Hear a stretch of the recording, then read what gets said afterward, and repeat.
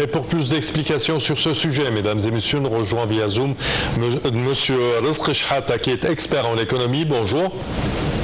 Bonjour et bonjour à Confesse Tonini, à tous les Égyptiens. Merci à vous. Alors premièrement, Monsieur Rizk, quand on voit la proposition iranienne avec un nouveau plan pour résoudre la guerre au Moyen-Orient, cette proposition a eu une réaction sur les marchés avec une chute des prix du pétrole immédiatement après l'annonce de cette offre. Comment voyez-vous cela? Et selon vous, est-ce que les mécanismes du marché sont un tout petit peu fatigués et qu'ils ont des réactions, je dirais, exagérées? Oui, tout à fait. En fait, bien sûr, comme tout produit, il dépend déjà de l'offre et de la demande. Le pétrole, le gaz, tout ça rentre dans le même les produits vitaux, et donc ça va suivre les mêmes lois de l'offre et de la demande. Oui. Maintenant, la situation aujourd'hui, on a le monde entier qui a pris la leçon et qui cherche des itinéraires qui les éloignent un peu de leur dépendance du détroit d'Ormuz. Oui. Les pétroles américains, les navires qui vont vers les États-Unis maintenant pour se charger de pétrole, l'intervention des Nations Unies, mais surtout que tout le monde est fatigué par cette guerre, y compris les Iraniens eux-mêmes et les États-Unis et Israël. Cette guerre elle devait être courte, elle a pris beaucoup plus de temps que ce qui a été prévu, oui. Et du coup on naviguait tous aveuglement sans savoir ce qui va se passer le lendemain, et maintenant toute la société internationale est en train de maîtriser cette crise, et la preuve que le pétrole, le niveau de prix de pétrole, il est en train de descendre, et tant mieux d'ailleurs, tant mieux pour les usagers partout dans le monde. Et la leçon qu'on peut sortir par là, c'est que on ne peut pas dépendre sur un seul itinéraire pour une quantité importante de pétrole et de gaz. Et ce qui est en train de passer, ça a calmé les marchés, et surtout aussi, on a vu les Émirats arabes unis qui sont sortis de l'OPEP. Oui. Ça veut dire qu'il est libre d'augmenter sa production. Et il y a la menace des frappes des missiles, je pense qu'elle a baissé d'un cran, et ça rassure le marché international du pétrole, et on verra bien la bourse, elle va ouvrir aujourd'hui après le week-end et après la fête du 1er mai. Oui. On verra bien ce qui va se passer ce lundi, demain, mais je pense que les marchés vont devenir optimistes. Dans quelle mesure la perspective d'une désescalade politique a-t-elle contribué à réduire les inquiétudes concernant l'approvisionnement, certainement en gaz et en pétrole?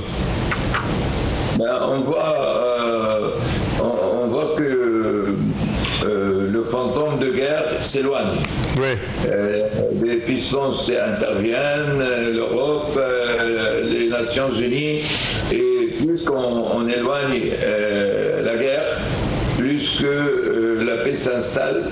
On a vu aussi les bons aujourd'hui vont malgré le plus gagnant dans cette guerre aujourd'hui, c'est Israël, parce qu'elle a pris une bonne partie de Liban, et le Liban, il a enfin été convaincu qu'ils doivent négocier directement avec Israël pour un plan de paix durable, oui. Et qu'on ne peut plus laisser les milices, que ce soit Hezbollah ou Hamas, faire ce qu'ils veulent, parce qu'ils entraînent derrière eux des peuples qui n'ont rien demandé à personne et qui vivent dans des conditions très difficiles, oui. Que ce soit le peuple de Gaza, que ce soit le peuple libanais, qui mérite certainement un destin mieux que ça, et donc ça va calmer Israël maintenant que la menace iranienne contre Israël elle a baissé, et la menace israélienne contre l'Iran aussi elle a baissé, elle a été arrêtée dernièrement, et les États-Unis n'ont plus envie de continuer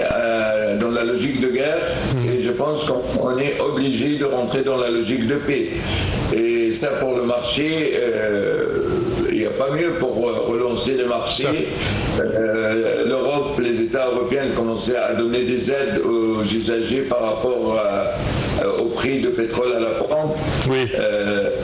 Et ça aussi, ça a calmé un peu la frustration des peuples par rapport à des prix et de l'inflation qu'ils ne peuvent pas supporter. Donc, moi je pense que la sagesse, elle est en train de l'emporter. Le travail qui se fait en ce moment avec le Pakistan, on a vu hier que l'Iran est d'accord maintenant, qu'elle a proposé un plan à M. Trump, et que je pense que M. Trump va répondre positivement, ou ils vont juste régler les derniers détails. Oui. Voilà, et puis de toute façon le but de n'importe quelle guerre, c'est la paix après. Certainement. Et donc on est en droit d'attendre cette paix. Oui, certainement. La baisse des prix du pétrole devrait-elle se poursuivre si l'initiative iranienne se concrétise par de véritables négociations, et on reverra par exemple les prix d'avant le 28 février dernier? Oui, moi je pense que oui, je pense qu'il va y avoir une baisse importante maintenant partout dans les marchés mondiaux. On commence à maîtriser d'autres itinéraires, comme j'ai dit au départ. Oui. Et voilà, la leçon qu'on prend de ça, on ne peut pas dépendre,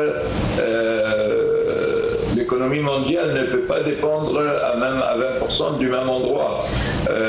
Donc, trouver d'autres itinéraires, trouver d'autres solutions. Et en fait, l'Iran contrôle toujours le détroit, oui. Mais il y a aussi les États-Unis qui contrôlent les ports iraniens. Donc, oui. Chacun tient l'autre par la barbichette, comme on dit vulgairement. Oui. Et bon, ils sont obligés, ces circonstances les obligent maintenant à aller vers un accord. Oui. Est-ce qu'on peut dire que les réactions du marché international étaient un tout petit peu exagérées, avec juste 1/5 du pétrole mondial qui était bloqué au détroit d'Ormuz, et le reste, les 4/5, étaient toujours disponibles dans le monde? Oui, tout à fait, mais quand même 20% du produit mondial, c'est énorme, ça affecte n'importe quelle économie. Et donc non, le monde n'a pas exagéré. 20% c'est trop pour un seul endroit qui est géré par des jusqu'au-boutistes, si je me permets l'expression. Oui. On ne sait pas maintenant qui dirige l'Iran. Il y a des paroles, on ne sait pas si c'est les forces, les gardiens de la révolution, les Pasdarans, c'est eux qui dirigent vraiment, ou est-ce qu'il y a d'autres forces qui sont en train de diriger? Il y a un grand point d'interrogation sur la gouvernance en Iran en ce moment. Là aussi, on verra, ça va nous amener à un accord ou pas, mais moi je pense 20% quand même dans un seul point, c'est un grand risque et c'est énorme. Oui, on peut dire qu'il y a je dirais même une crainte pour l'avenir, en ne sachant pas qui dirige ou qui dirigera prochainement l'Iran. Oui, c'est sûr. Tant qu'on ne sait pas, est-ce que c'est des colombes ou des faucons qui vont diriger le gouvernement iranien? Oui. Le peuple, à un moment donné, il en a marre aussi. Ça fait un demi-siècle de conflits et de guerres. Et à un moment donné, un peuple, il est là pour vivre, il n'est pas là pour mourir. Donc, est-ce que le peuple va réagir finalement? Est-ce que la politique jusqu'au boutiste d'un pays nous ramène nulle part. Et l'Iran a été dans une politique jusqu'au boutiste quelque part aussi. C'est un peuple qui a une civilisation derrière lui et il mérite mieux que ça. Il mérite vraiment de vivre. Ils ont tous les éléments. Maintenant, pour revenir à ces 20% de produits de gaz et de pétrole, le gaz, on se sert aussi pour faire des engrais, c'est-à-dire pour l'agriculture. Et si on touche à l'agriculture mondiale, ça sera de la famine, des peuples, de personnes qui vont mourir. Et je pense que le monde aujourd'hui peut gérer l'alimentation d'une façon qu'il n'y aura pas un gâchis des victimes, des millions de victimes, que ce soit en Asie ou en Afrique. Les conditions sont déjà très difficiles et donc je pense qu'on va tirer beaucoup de leçons de ce conflit et qu'il y aura d'autres moyens.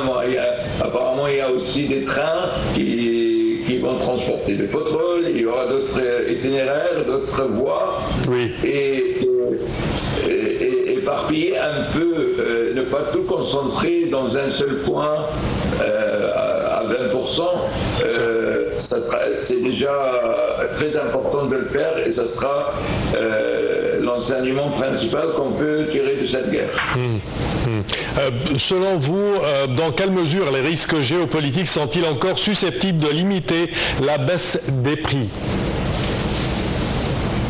Moi, je pense,